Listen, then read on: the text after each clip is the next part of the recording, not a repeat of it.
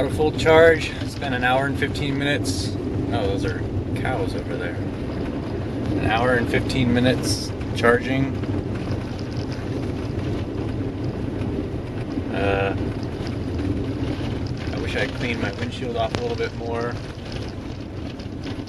but oh well. Also, can't really see. It's actually, seems like it was easier to see where the road goes at night. At least you could see the reflectors better. Now it's just like, who knows? I suppose there's a road up there somewhere. The map says it's mostly straight. So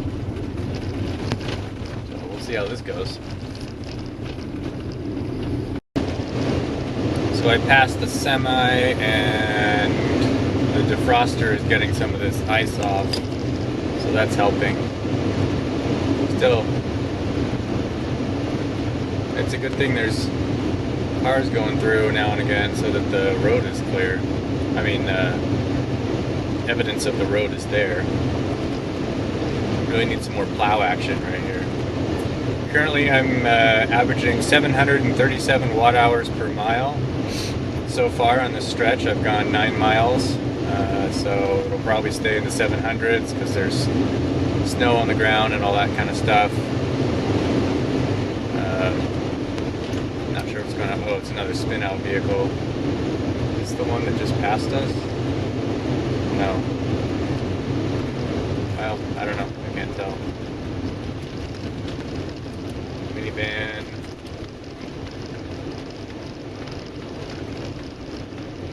I bet that guy's busy.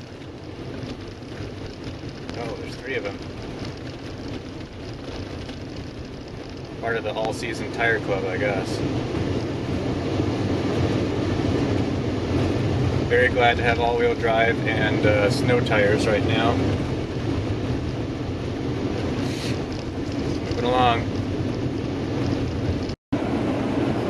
Finally hit some better-looking roads. Barely. Can actually see the pavement pretty well, at least in this lane. So we've probably got, I don't know, maybe 10 miles more. And then according to the map, the traffic really lightens up, or speeds up I should say. So I'm taking that to mean that the road clears, maybe the visibility clears in about 10 miles. So that'll be key.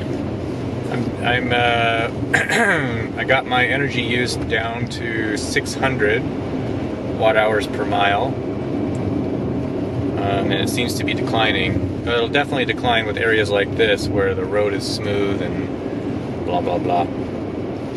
So the key right now is to not spin out before I reach the end of this whiteout.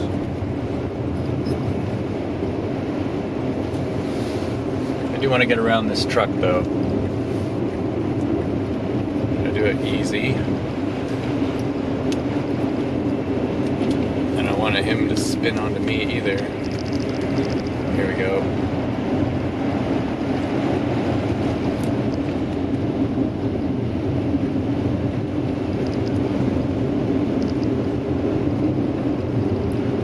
A little risky, but made it.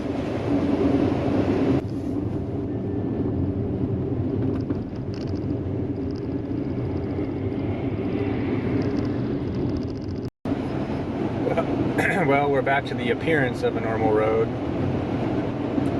Obviously there's some wind going across. I don't know if you can see it.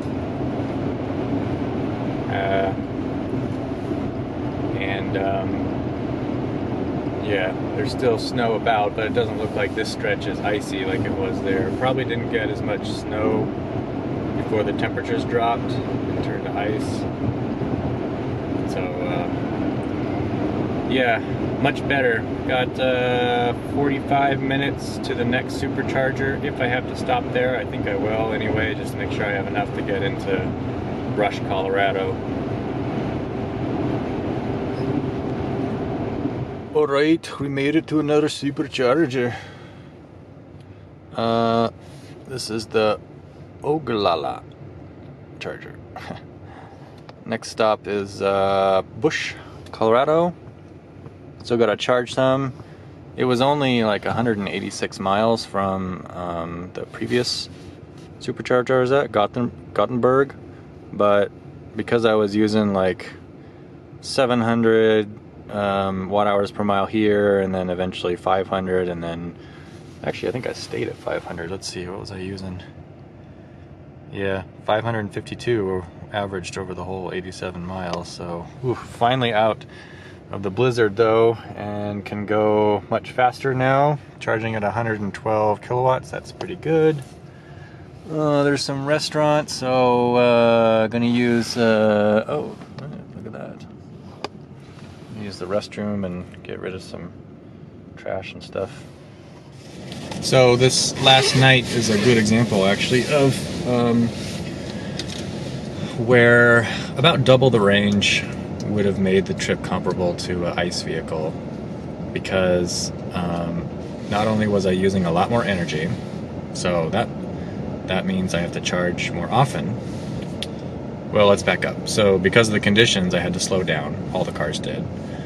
But because of the conditions, even though I was slowed down, I was using more energy than normal, which means I needed to charge more often and for longer to make sure I made it.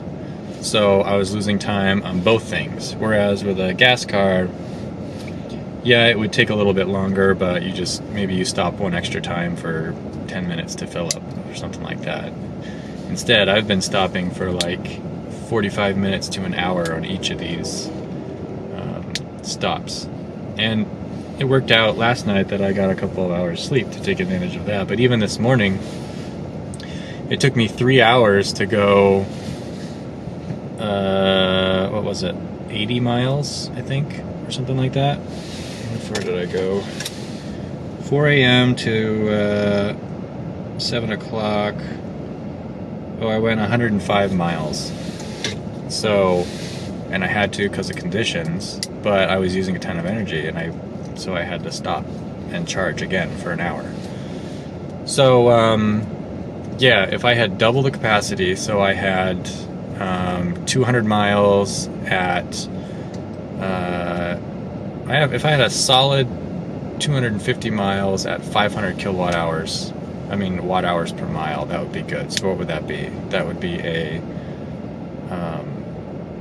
100 and, I can't do the math. What's half of 250? That would be 125 kilowatt hour pack. That would definitely make the difference, and it would also charge faster for longer. So anyway, don't do this that often, so it's kind of an abnormal use case, but it's also an advantage of charging or traveling during temperate seasons. Also, snow keeps accumulating like behind the tire. I don't know if that makes any difference in terms of efficiency, but can't see a thing out of the back because of the snow accumulation here.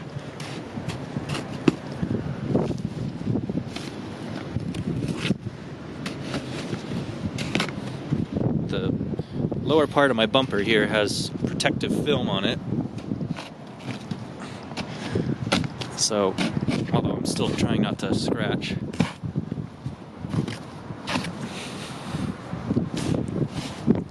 Switch to the brush. That's off. That way the cops can see my ID.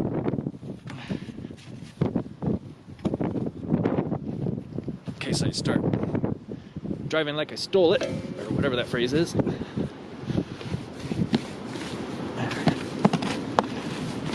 There we go.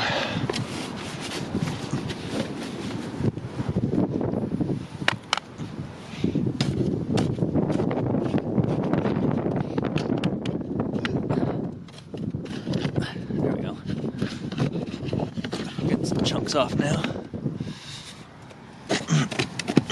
So chunky. Interestingly, the side cameras actually hold up pretty well. Also, all the heating elements were on these cameras, which I could tell it was trying to melt the snow. Sorry if there's a lot of wind. I don't have my dead cat on.